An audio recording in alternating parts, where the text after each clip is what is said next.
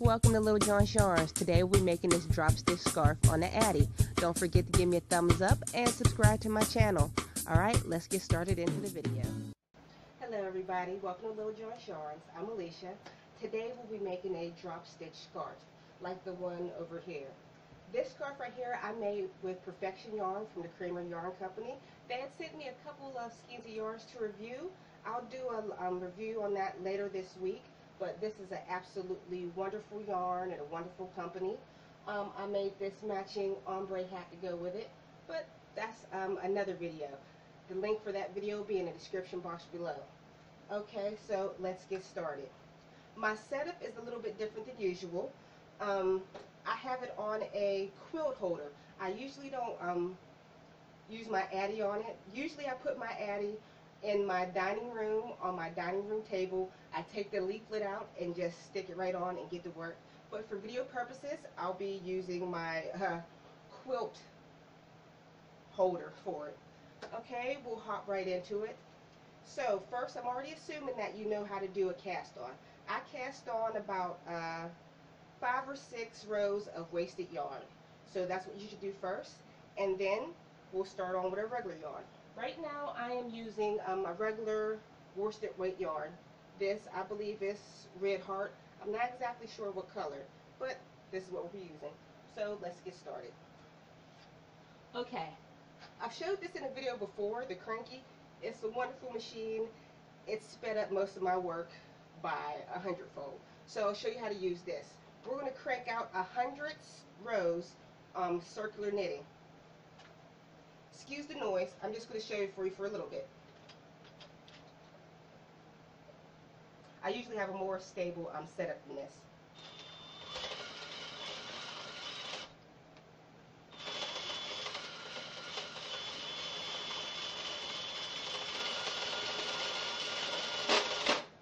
You can easily crank out 100 rows in no time. So I'm going to fast forward and get to the good part, and I'll see you at the end of 100 rows. Okay, now that we've completed 100 rows, I'm going to show you how we're going to cast off to create the drop stitch. So remove your yarn from the feeder, close the latch back, and we're going to crank all the way around back to the very first black needle. All your loops are going to get stuck onto the little double pegs. Don't let it drop completely off the machine. Keep cranking until you make it around to the very first black peg, which is number 1. Okay, we made it back to the beginning. We're going to thread your yarn and we're going to pick up the very first loop. And we're going to pick up every other loop. Okay, here's the first loop. That should be number 1 on your machine. I'm trying to show this from a close angle. My yarn gets stuck.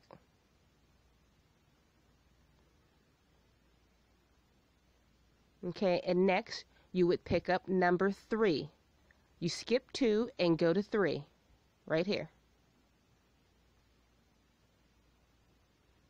Yarn's getting stuck again, sorry. Okay, skip 4 and go to 6. You're going to pick up the 6th loop. I'm sorry, 5th loop. Tongue-tied. If you're noticing a pattern, you're picking up every other loop, which would be every odd number on your Addi machine.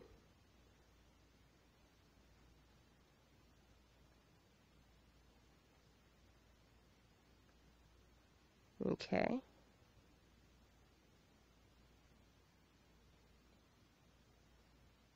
Not this one, but pick up this loop here.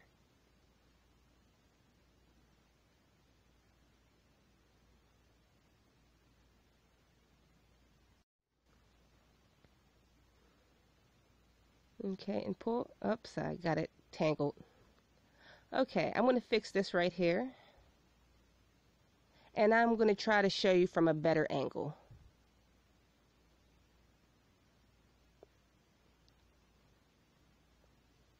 Okay, here's the better angle. Okay, so this view you can see what I'm doing a lot better. Now watch as I go through every other loop. The work goes pretty fast once you get the hang of it.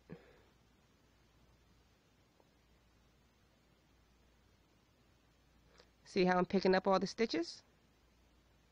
Right off the little double pegs. I don't know exactly what you would call them. Okay, we made it all the way around, and this is what it looks like. So all you have to do is slowly crank your work off the machine.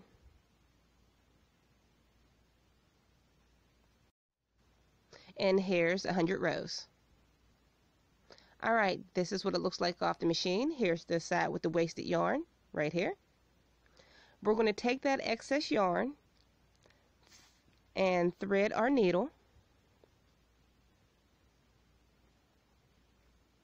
We are going to pick up every loop that you see at the bottom. See these little loops? We're going to pick up every single one.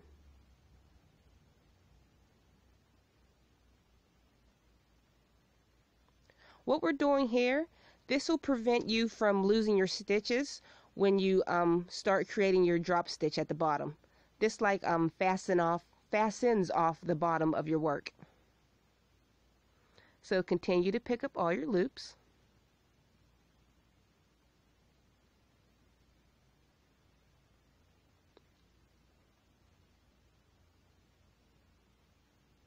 And continue all the way around till you get to the other side. Also, at this point, I would suggest you remove your waste yarn. Alright, on this other side, this is where the fun part begins. We're going to start pulling at the top of your work on your cast off edge. You're going to start dropping stitches. It feels funny at first, but don't be scared. Just keep pulling. Your work is not going to come apart. Well, a little bit, but the way you want it to, it will. Okay, I try to work out my stitches evenly. Once I get them all kind of out together, I just give it a good yank, and it starts to pop like so. Pretty nifty trick. I think it looks really great on this variegated yarn. Okay, just keep pulling your work.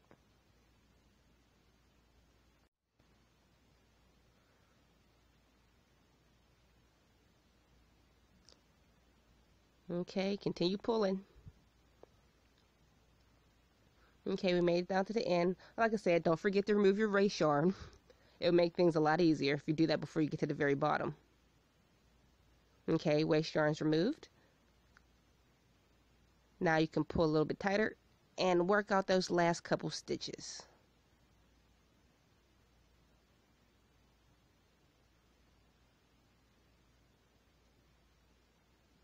Make sure you get them all.